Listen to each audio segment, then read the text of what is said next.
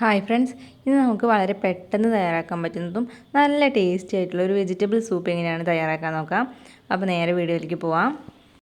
അപ്പോൾ ഞാനിവിടെ ഒരു മീഡിയം സൈസുള്ള സവാളയുടെ പകുതിയോളം ചെറുതാക്കി അരിഞ്ഞെടുത്തിട്ടുണ്ട്.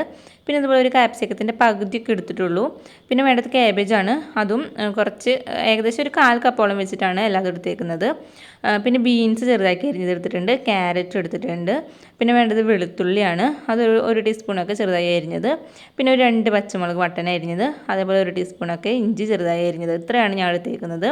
അപ്പോൾ ഇതിൽ നിങ്ങൾക്ക് ഏതെങ്കിലും ഒരു പച്ചക്കറി ഇല്ലയെന്ന് വെച്ചിട്ട് ഉണ്ടാക്കാതിരിക്കേണ്ട, അത് ഒഴിവാക്കിയിട്ട് ഉണ്ടാക്കിയാലും കുഴപ്പമില്ല. ഇനി നമുക്കൊന്ന് കോൺഫ്ലോർ വെള്ളത്തിൽ കലക്കി വെക്കണം. അപ്പോൾ അതിന് വേണ്ടി 1 ടേബിൾ സ്പൂൺ കോൺഫ്ലോറിലേക്ക് 2 ടേബിൾ സ്പൂൺ വെള്ളം ഒഴിച്ചിട്ട് നന്നായിട്ടൊന്ന് മിക്സ് ചെയ്തിട്ട് മാറ്റി വയ്ക്കുക. അപ്പോൾ ഇനി നമുക്ക് വെജിറ്റബിൾസൊക്കെ ഒന്ന് വഴറ്റിയെടുക്കാം. അപ്പോൾ അതിന് വേണ്ടി ഒരു പാനിൽ നമുക്ക് കുറച്ച് ഓയിൽ ഒഴിച്ച് കൊടുക്കാം. നിങ്ങളുടെ കയ്യിൽ ബട്ടർ ഉണ്ടെങ്കിൽ എന്തായാലും ബട്ടർ ഇട്ട് കൊടുക്കുക. ബട്ടർ ഇട്ട് കൊടുക്കുമ്പോൾ കുറച്ചും കൂടി ഒരു ടേസ്റ്റ് കൂടുതലായിരിക്കും. ഇതിലേക്ക് നമുക്ക് ഇഞ്ചിയും വെളുത്തുള്ളി ആദ്യം ഇട്ടിട്ട് ഒന്ന് വഴറ്റിയെടുക്കുക. ചെറുതായി ഒന്ന് വഴറ്റി വന്നാൽ മതി. അതിനുശേഷം നമുക്കിതിലേക്ക് സവാളയും പച്ചമുളകും കൂടി ഇട്ട് കൊടുത്തിട്ട് ഒന്നും കൂടി ഒന്ന് വഴറ്റിയെടുക്കാം. ഇപ്പോൾ സവാള ഒന്ന് ചെറുതായി ഒന്ന് വാടി വന്ന് കഴിഞ്ഞിട്ടുണ്ടെങ്കിൽ പിന്നെ നമുക്ക് ബാക്കിയുള്ള എല്ലാ വെജിറ്റബിൾസും ഇട്ട് കൊടുക്കുക. അതിനുശേഷം ഇതെല്ലാം കൂടി നന്നായിട്ടൊന്ന് വഴറ്റിയെടുക്കുക. ഇപ്പോൾ ഈ പച്ചക്കറികളെല്ലാം തന്നെ ഒരു പകുതിയോളം വെന്ത് വന്നിട്ടുണ്ട്.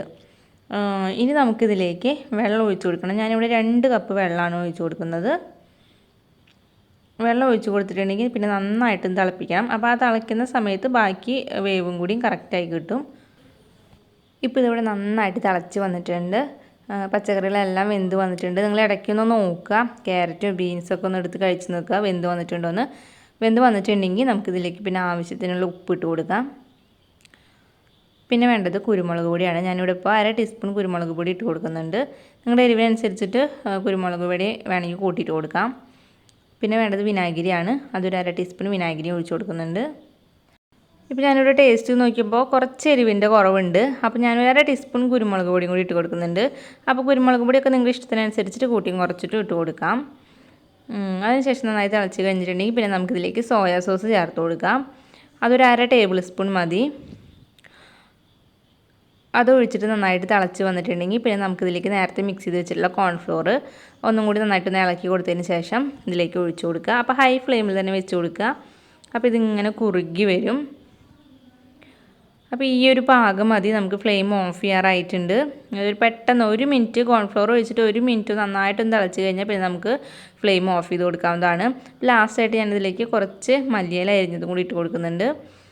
ഈ ഒരു സമയത്ത് ഇതൊന്ന് ടേസ്റ്റ് ചെയ്ത് നോക്കിയിട്ട് നിങ്ങൾക്ക് ഉപ്പോ അല്ലെങ്കിൽ പുളിയോ വിനാഗിരി വേണമെന്നുണ്ടെങ്കിൽ വിനാഗിരിയോ അല്ലെങ്കിൽ കുരുമുളക് പൊടി എന്താണ് ഇതിൽ ആവശ്യമുള്ളതെന്ന് വെച്ച് കഴിഞ്ഞാൽ അത് ഈ സമയത്ത് ഇട്ട് കൊടുക്കാവുന്നതാണ്. നമുക്ക് ഫ്ലെയിം ഓഫ് ചെയ്യാം.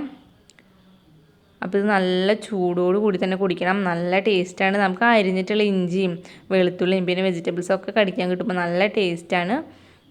അപ്പോൾ ഈ വീഡിയോ ഇഷ്ടപ്പെട്ടാൽ ഇതുപോലെ ഒന്ന് ട്രൈ ചെയ്ത് നോക്കിയിട്ട് നിങ്ങളുടെ അഭിപ്രായങ്ങൾ തന്നെ കമൻസ് ആയിട്ട് അറിയിക്കണേ.